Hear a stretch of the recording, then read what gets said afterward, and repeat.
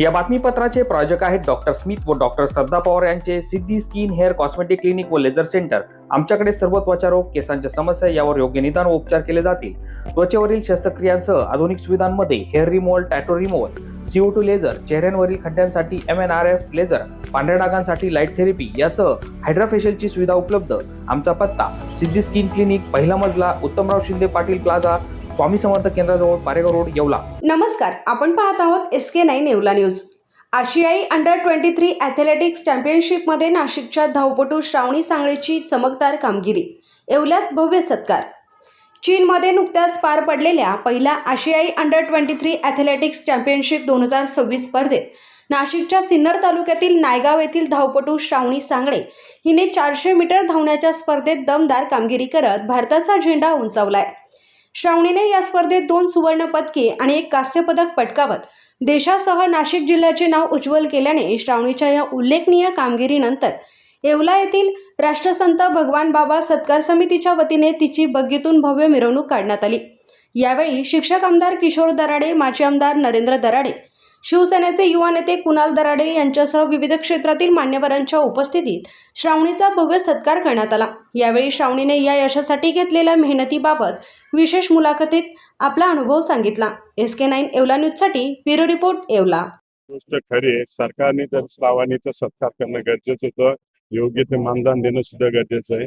जर महाराष्ट्र केसरी स्पर्धा होता, तो जिल्ह्यातनं जर पहिला निर्णय होतो त्याला सुद्धा मानधन दर महिन्याला दिलं जातं। महाराष्ट्र केसरी जो होतो त्याला 25,000 रुपये मरूपर्यंत दिला जातो आणि 1 फ्लॅट दिला जातो। ह्या आंतरराष्ट्रीय जे प्लेअर आहे यांच्यासाठी सुद्धा अशी स्कीम लागू करावा, या येणाऱ्या अधिवेशनमध्ये हा मुद्दा मी नक्कीच मांडणार आहे। श्रावणीसारखे असंख्य प्लेअर आहे ना आज महाराष्ट्रात आहे, त्यात नाशिकमध्ये सुद्धा आहे आणि यांचं आयुष्य पूर्ण खेळामध्ये जातं।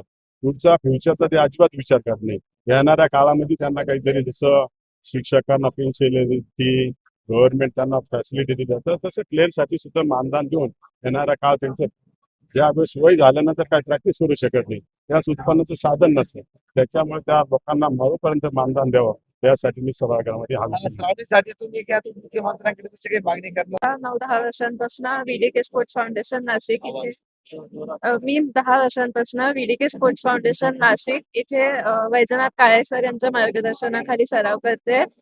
इथे पोहोचण्यामध्ये त्यांचे मला खूप साथ होती, त्यासोबतच माझ्या परिवाराची सुद्धा खूप साथ लागलेली आहे मला। धन्यवाद। याच्यामध्ये जे आहे आई वडिलांचा सुद्धा खूप सपोर्ट होता। आपण जे आहे ग्रामीण भागातून राष्ट्रीय संत भगवान बाबा समिती येवला लासलगावच्या वतीने आज नाशिकची कन्या हिचा आज आम्ही या ठिकाणी सत्कार केला आहे। पहिलं एशियन गेम अंडर 23 जिथे चीनमध्ये झालं आणि त्या चीनमध्ये श्रावणी सांगळेनी या ठिकाणी 2 गोल्ड आणि 1 ब्रॉन्झ पदक पटकावलं आणि म्हणून राष्ट्रीय संत भगवान बाबा समितीच्या वतीने आम्ही आज त्यांचा येवल्यामध्ये सत्कार केला आणि आम्हाला खूप बरं वाटलं। तिने खूप चांगलं मार्गदर्शन या ठिकाणी केलं, तिचे अनुभव तिने सांगितले, खरोखर कौतुकास्पद आहे। या बातमीपत्राचे प्रायोजक आहेत डॉक्टर साताळकर यांचा दातांचा दवाखाना, दंतरोग व मुखरोगावरील उपचार व निदानाचे एकमेव ठिकाण, root canal, digital x-ray, smiling designing, वेडेवाकडे दात सरळ करणे, मशीनद्वारे दात साफ करणे, लहान मुलांच्या दातावरील सर्व उपचार, आधुनिक सुविधा उपलब्ध। आजच भेट द्या। गाळा number 41, Ambedkar shopping centre, Vinchur road, शिवसृष्टीजवळ, येवला।